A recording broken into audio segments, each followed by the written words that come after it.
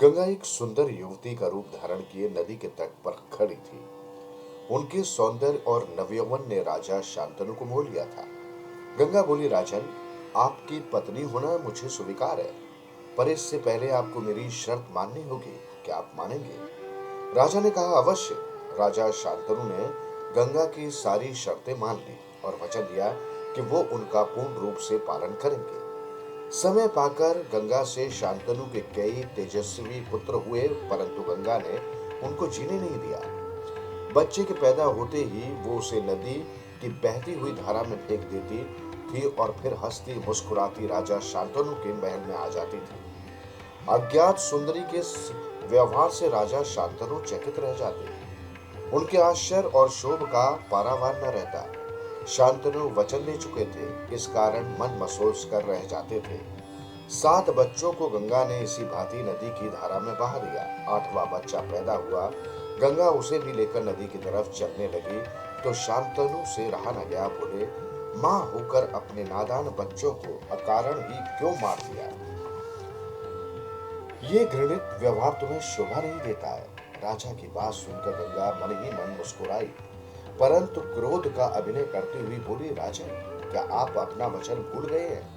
मालूम होता है कि आपको पुत्र से ही मतलब है, मुझसे नहीं। आपको मेरी क्या परवाह है? ठीक है, पर शर्त के अनुसार मैं अब नहीं ठहर सकती।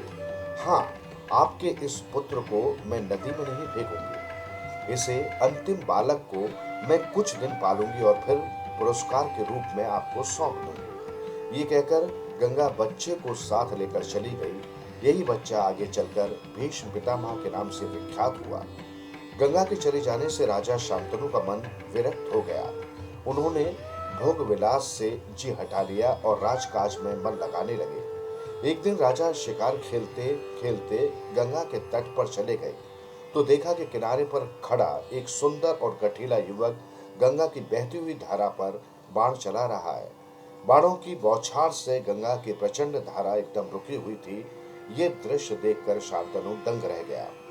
इतने में ही राजा के सामने स्वयं गंगा आकर उपस्थित हो गई।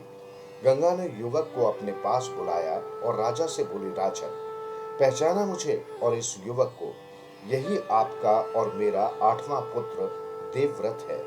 महर्षि वशिष्ठ ने इसे शिक्षा दी है। शास्त्र ज्ञान में शुक्राचार्य और रण कौशल में परशुराम ही इसका मुकाबला कर सकते हैं। ये जितना कुशल योद्धा है उतना ही चतुर राजनीतिक भी है।